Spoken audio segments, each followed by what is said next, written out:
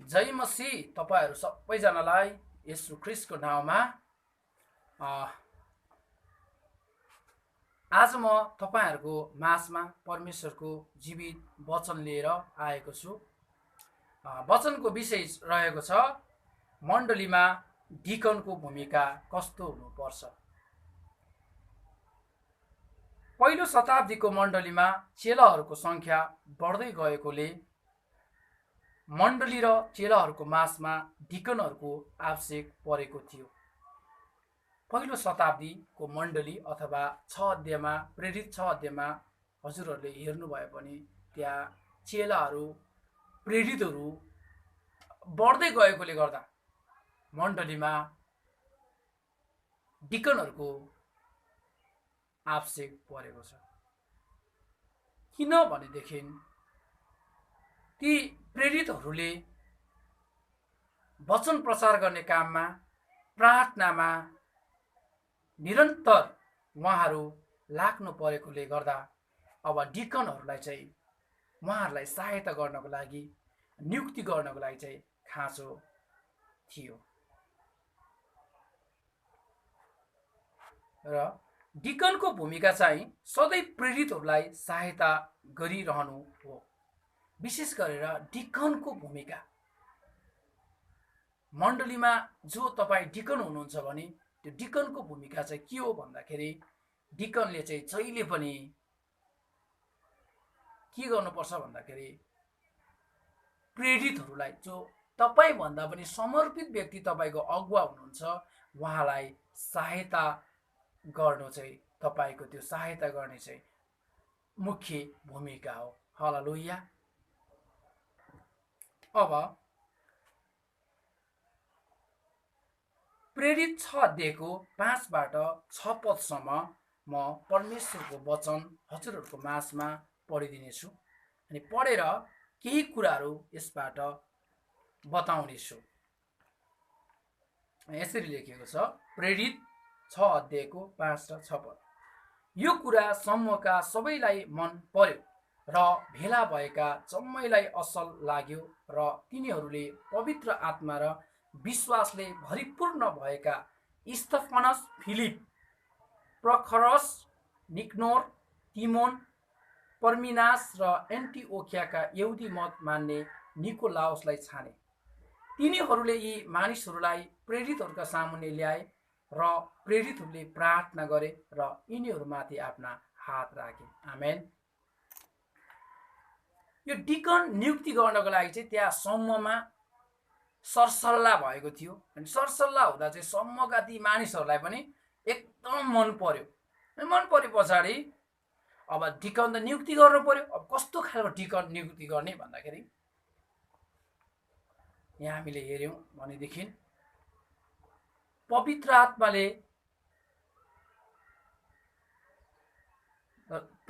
आत्मा र बुद्धिले भरेका र सबैको आदर पाएको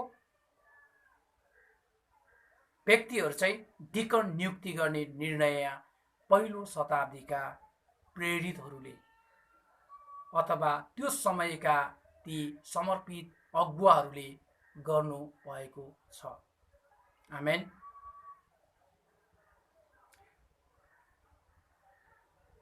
र त्यसले गर्दा किन डिकनहरूमा पवित्र आत्मा र बुद्धिले भरेको हुनुपर्छ भने त वास्तवमा त डिकन त ती प्रेरितहरूलाई सहायता गर्ने व्यक्तिहरू हो, तर किन उनीहरूमा पनि त्यो क्षमता हुनुपर्ने, पवित्र आत्मा र बुद्धि हुनुपर्ने भन्ने कुरा चाहिँ हाम्रो प्रश्न उठ्न सक्छ। म तपाईलाई किन भनेर म बताउँछु। किनभने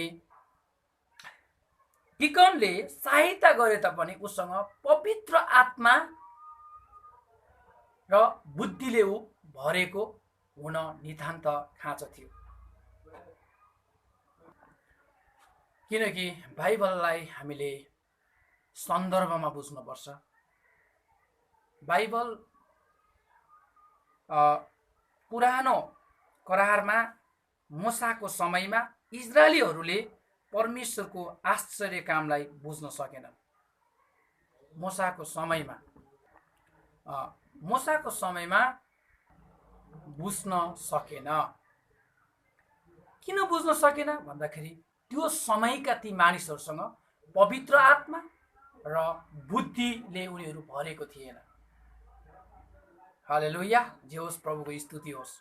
र म तपाईँलाई भन्नु खोजेको कुरा के भने, अहिले हामीले जसरी मण्डलीमा पनि डिकन नियुक्ति गरिसकेको छ, तर त्यो डिकनलाई खास मेरो जिम्मेवारी के हो, खास मैले मण्डलीमा कस्तो भूमिका निभाउनु पर्छ र मेरो भूमिका कस्तो हुनुपर्छ भन्ने कुरा आज कति धेरै डिकनहरूलाई थाहा छैन। जबकि त्यो पुराना करारको समयमा इजरायलीहरूले परमेश्वरले गर्नुभएको आश्चर्य कर्मलाई बुझ्न नसकेको कारणले गर्दाखेरि, नबुझेकोले गर्दाखेरि साँच्चै अहिलेका कति डिकनहरूले त्यो कुरा बुझेकै छैन। त्यो भएर तपाईँ र मैले बुझेर जिम्मेवारी लिनुपर्छ। हालेलुया। यो कुरा तपाईँले प्रेरितको पुस्तक 7 अध्यायको 40बाट 41 पदमा पाउनुहुन्छ, जुन कुरा ती पुराना करारका ती मानिसहरूले परमेश्वरको आश्चर्य कर्मलाई बुझ्न सकेको थिएन। र जब हामीले हेर्यौं भनेदेखि पहिलो शताब्दीका ती प्रेरितहरूले त्यसैले गर्दा हामीले हाम्रो जिम्मेवारीलाई बुझेर अगाडि बढ्नुपर्छ। आमेन।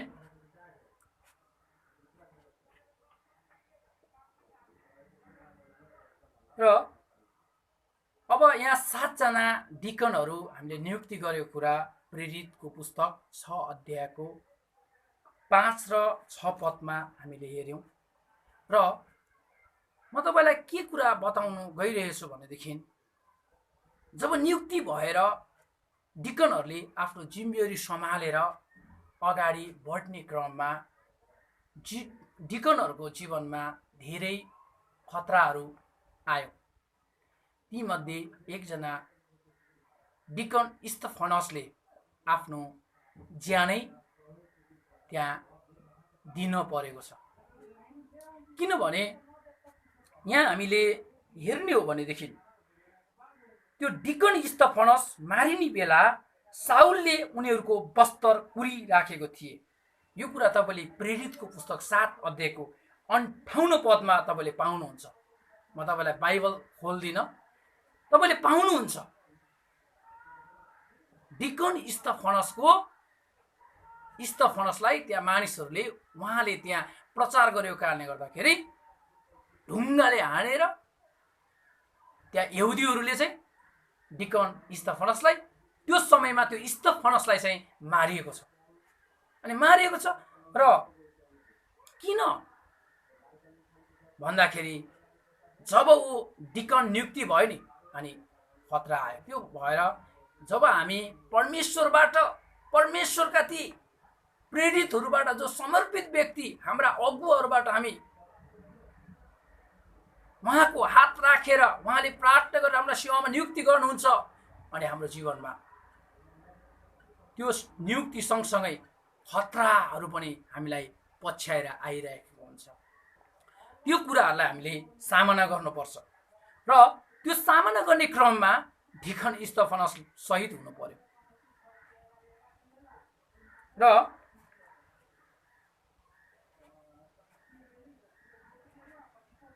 डिकन स्तेफनस शहीद भएपछि मण्डलीमा सतावट सुरु भएको छ। हेर्नुहोस् है, डिकन स्तेफनस शहीद भइसके पछाडि मण्डलीमा सतावटहरू सुरु भएको छ। र प्रेरितहरू बाहेक तिनीहरू यहुदिया र सामरियातिर छटपष्ट भएको छ। त्यहाँ प्रेरितहरू मात्रै एक ठाउँमा थियो, जो समर्पित व्यक्तिहरू थियो तिनीहरू चाहिँ एक ठाउँमा छ, बाँकी चाहिँ सबै त्यो सतावटमा चाहिँ छटपष्ट भएको छ। तपाईँको माझमा म परमेश्वरको वचनबाट प्रेरितको पुस्तक 8 अध्यायको 4 पदबाट 8 पदसम्म म हेर्नेछु। र म वाचन गरिदिनेछु। यसरी लेखेको छ, तब ती छरपष्ट भएकाहरूले चारैपट्टि गएर वचन प्रचार गरे। फिलिप चाहिँ सामरियाको एउटा सहरमा गएर तिनीहरूलाई ख्रिस्ट प्रचार गरे। फिलिपले भनेका वचन सुनेर अनि तिनले गरेका चिन्हहरू देखेर भिडले एक मनका भई तिनका कुरामा ध्यान दिए, किनकि धेरैजनाबाट अशुद्ध आत्माहरू ठुलो स्वरले चिच्याउँदै निस्कन लागे र धेरैजना पक्षघातका रोगीहरू र लङ्गडाहरू पनि निको पारिए। यसरी त्यस सहरमा ज्यादै आनन्द भयो। आमेन। अब हामीले हेर्ने हो भनेदेखि अब यहाँ ती भर्खरै मात्रै नियुक्ति भए कि पछि प्रेरितहरूले नियुक्ति गरेका ती डिकनहरू मध्ये एकजना प्रभुको निम्ति शहीद भइसकेको छ। त्यस पछाडि त्यहाँ त्यो सँगसँगै सतावट सुरु भएको छ। सतावट पनि सुरु भइसकेको छ र सतावट सुरु भइसके पछाडि ती छरपष्ट भएका मानिसहरूले चारैतिर गएर उत्तर दक्षिण पूर्व पश्चिम चारैतिर गएर ती मानिसहरूले के गरेको छ त? परमेश्वरको वचन प्रचार गरेको छ। प्रियहरू, म तपाईँलाई के कुरा भन्छु भने जब तपाईँ सतावटमा परेर आफ्नो घरबाट निस्कनुहुन्छ होला, आफ्नो समाजबाट निस्कनुहुन्छ होला, तपाईँले गर्ने यही हो। ती मानिसहरूले जस्तै तपाईँले बुझ्नु भइसक्यो कि अब तपाईँले गर्ने कार्य के हो? वचन प्रचार गर्ने हो। र सँगसँगै यहाँ अनि ती बाँकी ती 6 जनाले चाहिँ के कार्यहरू गरिरहेछ भन्दाखेरि अब फिलिप भन्ने एकजना डिकनले चाहिँ के गरेको छ भन्दाखेरि ऊ चाहिँ सामरियामा गएर उसले त्यहाँ उहाँले चाहिँ त्यहाँ ख्रिस्टको प्रचार गरेको छ। आमेन। अनि त्यो प्रचार गरिसके पछाडि त्यहाँ के नतिजाहरू, त्यहाँ चाहिँ के परिणामहरू देखा परेको छ भन्दाखेरि रोगीहरू निको भएको छ, लङ्गडाहरू निको भएको छ, होइन, पक्षघातीहरू निको भएको छ। र पहिलो नम्बरमा त मैले भन्छु तपाईँलाई, फिलिपको प्रचारमा मानिसहरूले एक कोरो भएर ध्यान दिएर मानिसहरूले चाहिँ सुनेको छ। आमेन। तपाईँ र मैले आफ्नो जिम्मेवारीलाई सही तरिकाले बुझेर अगाडि बढ्यो भनेदेखि हाम्रो प्रचार मानिसहरूले सुन्दछ। तर हामीसँग के हुनु पर्यो भन्दाखेरि अघि भने जस्तै पवित्र आत्मा र बुद्धिले भरेका र सबैको आदर पाएको व्यक्ति चाहिँ हामी हुनुपर्छ। आमेन।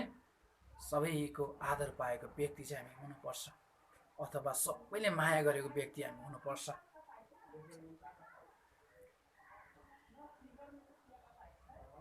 र त्यति मात्रै होइन, त्यहाँ चाहिँ फिलिपको प्रचारले चाहिँ सहरै आनन्दित भएको छ।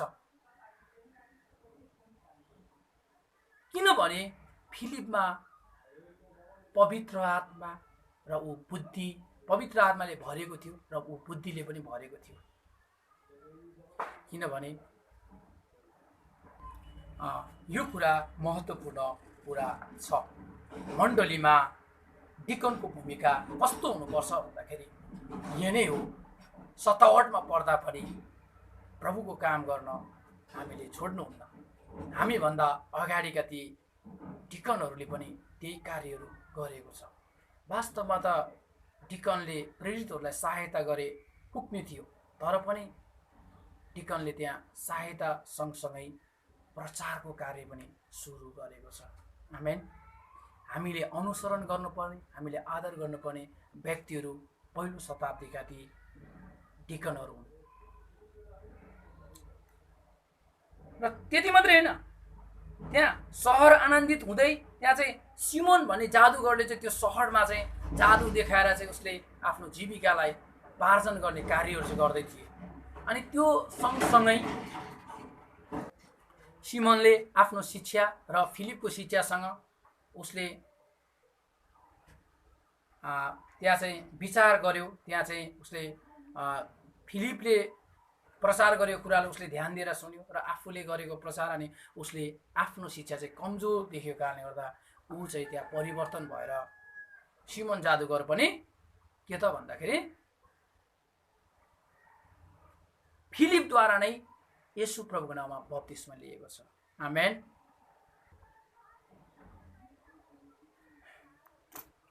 र अनि सिमोन सँगसँगै धेरै पुरुष धेरै स्त्रीहरूले चाहिँ त्यहाँ बप्तिस्मा लिएको छ, पानीको बप्तिस्मा लिएको छ है। त्यसले गर्दा हामीले बुझ्नुपर्ने कुरा, तपाईँ र मैले बुझ्नुपर्ने कुरा चाहिँ के हो भनेदेखि प्रियहरू, म तपाईँसँग के कुरा भन्दैछु भने तपाईँ र मैले पाएको, तपाईँ र मैले पाएको जिम्मेवारी, तपाईँ र म यदि मण्डलीको डिकन छौँ भनेदेखि हामीले महत्त्वपूर्ण भूमिका खेल्नुपर्छ।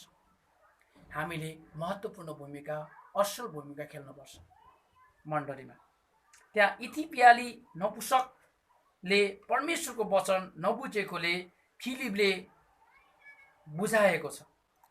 त्यहाँ एउटा इथियोपियाली भन्ने प्रभुको त्यहाँ नपुंसक एउटा व्यक्ति छ र उसले प्रभुको वचन बुझ्नै सकेको छैन। त्यहाँ गएर फिलिपले प्रभुको वचन त्यो व्यक्तिलाई बुझाउँदछ। त्यसले गर्दाखेरि हामी मण्डलीका डिकनहरूले के हो भन्दाखेरि हामीले नबुझेका मानिसहरूलाई प्रभुको वचन बुझाउन नितान्त आवश्यकता म ठान्दछु र आवश्यक छ। किनभने पहिलो शताब्दीका मण्डलीका ती डिकनहरूले पनि त्यही कार्य गर्दथे। हालेलुया। अब म तपाईसँग के कुरा, अब फेरि यहाँबाट के कुरा म बताउँछु भनेदेखि ती नपुंसकले त्यो वचन बुझिसके पछाडि एउटा खोलामा गएर फिलिपसँग के गरेको छ त, उसले पनि बप्तिस्मा लिएको छ। यदि प्रेरितको पुस्तक 8 अध्याय पुरै तपाईँले पढ्नुभयो भने तपाईँले यही कुरा पाउनुहुन्छ। आमेन। र अब पहिलो तिमोथी 3 अध्यायको 9 र 10 पद हामी पढ्नेछौँ। पहिलो तिमोथी 3 अध्यायको 9 र 10 पद। तर तिनीहरू विश्वासको रहस्य शुद्ध विवेकमा कायम राख्ने हुनुपर्छ। पहिले तिनीहरूको जाँच पनि होस्, त्यसपछि तिनीहरूले आफैलाई दोषरहित प्रमाणित गर्न सके भने तिनीहरूले डिकनको सेवा गर्नु। डिकनको सेवा गर्नको लागि हामीसँग विश्वासको रहस्य शुद्ध विवेकमा हामीले कायम राख्न सक्नुपर्छ डिकनको सेवा गर्नको लागि। र जाँच गरेर मात्रै डिकनको सेवा, मण्डलीमा डिकनको सेवा गर्नुपर्छ, जाँच लिएर मात्रै। अब खाँचोमा परेकोहरूलाई सहायता दिनु र मण्डलीको धन सम्पत्ति र आर्थिक कुरा मिलाउनु डिकनहरूको मुख्य काम हो। डिकनहरूको काम चाहिँ त्यो। र मण्डलीमा डिकनहरूको भूमिका महत्त्वपूर्ण छ। डिकन नियुक्ति गर्नुभन्दा पहिले डिकनको जाँच गर्नुपर्छ। किनभने अघि पहिलो तिमोथी 3 अध्यायको 10 पदमा त्यही कुरा भन्छ, पहिला त्यसको जाँच होस्। हालेलुया।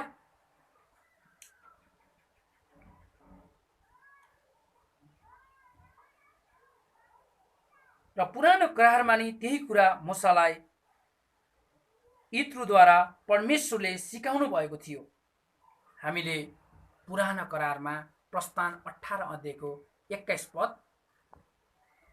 यसरी लेखिएको छ, तर सबै मानिसहरू मध्येबाट परमेश्वरको भय मान्ने योग्य मानिसहरू चुन। तिनीहरू अनुचित फाइदा घिनाउने इमान्दार व्यक्तिहरू हौँ। तिनीहरूलाई 1000-1000, 100-100, 50-50 र 10-10 माथि नायक हुनलाई नियुक्त गर। आमेन। यहाँ पनि यही कुरा भन्दछन् कि उनीहरू अनुचित फाइदालाई घिनाउने व्यक्तिहरू चाहिँ तिमीले चुनेर अनि नायक बनाउन सक्छौ मूसा भनेर यित्रोले भन्दछ।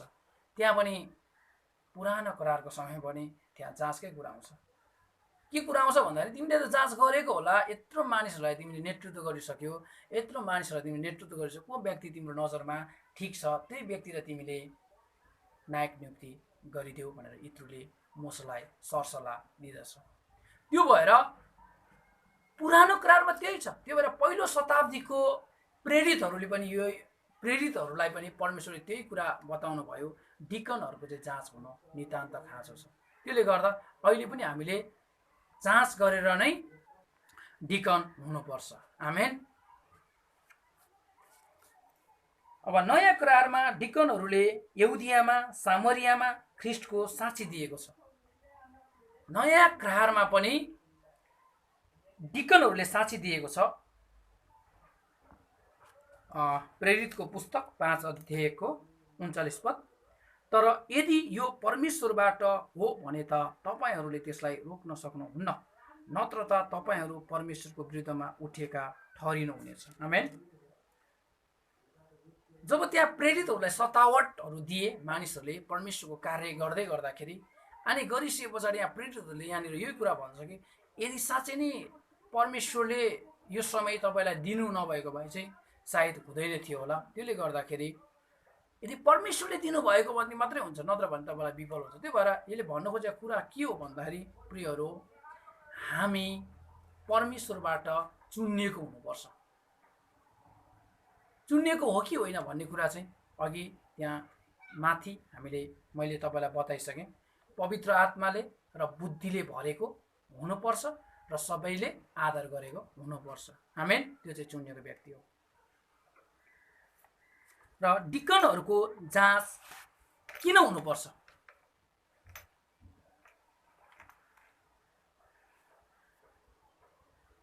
डिकनहरूको जाँच चाहिँ किन हुनुपर्छ भन्दाखेरि, त्यहाँ अघि पहिलो तिमोथी 3 अध्यायको 10 पदमा त्यही कुरा भन्छ कि डिकनको जाँच हुनुपर्छ। आमेन।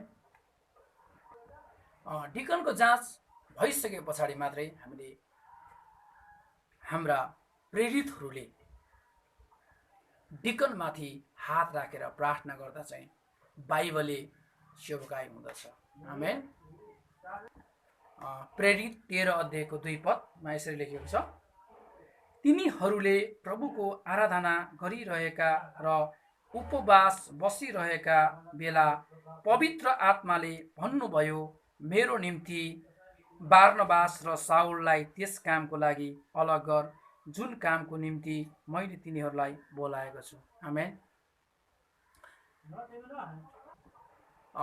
साउल र बर्नबासलाई सेवकाईमा पठाउने बेला पनि त्यहाँ यसो हेर्ने हो भने त्यहाँ उनीहरूको जाँच गरेको छ। किनभने उनीहरू उपवास प्रार्थना बस्दाखेरि मात्रै त्यहाँ प्रभु यीशुले भन्नुभएको छ कि मेरो कामको निम्ति। अनि त्यस पछाडि आएर प्रभु यीशुले भन्नुभयो नि, होइन, साउल र बर्नबासलाई मेरो कामको निम्ति तिमीहरूले हात राखेर प्रार्थना गरिदियो भनेर त्यहाँका मण्डलीका ती प्रेरितहरूलाई, समर्पित अगुवाहरूलाई प्रभु यीशु समर्पित अगुवाहरूसँग बोल्नु भएको छ। आमेन। त्यसले गर्दा डिकनहरूको चाहिँ जाँच हुन चाहिँ नितान्त खाँचो छ। अनि यसरी पहिलो शताब्दीमा डिकनहरूमाथि हात राखेर प्रेरितहरूले प्रार्थना गरिदिने चलन आएको। आमेन।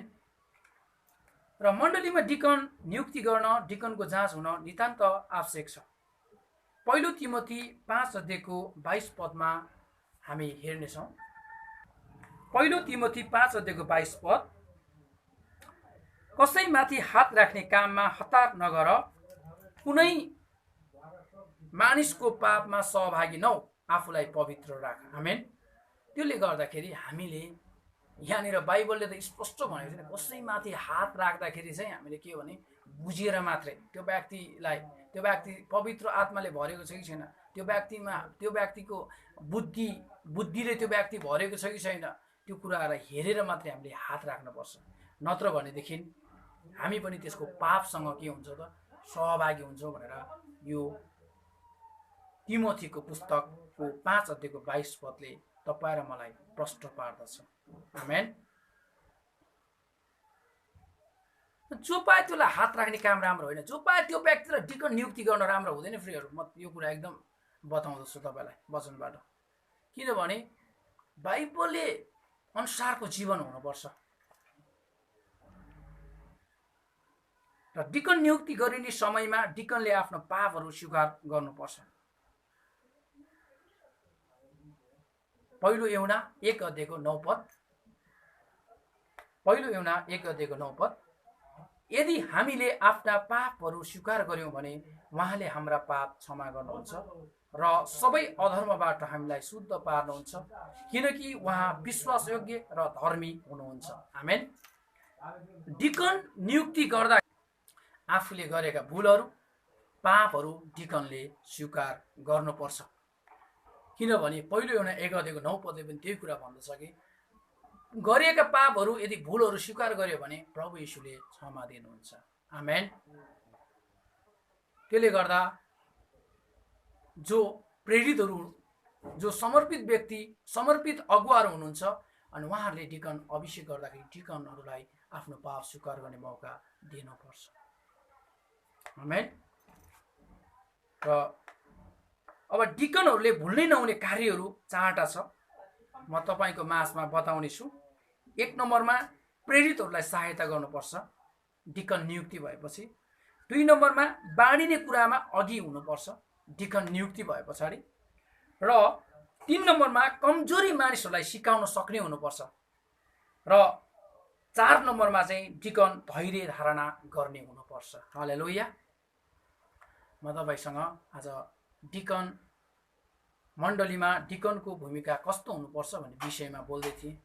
मण्डलीमा डिकनको भूमिका यो नै हो, डिकन समर्पित व्यक्तिहरूलाई डिकनले सहायता गर्नुपर्छ। आमेन।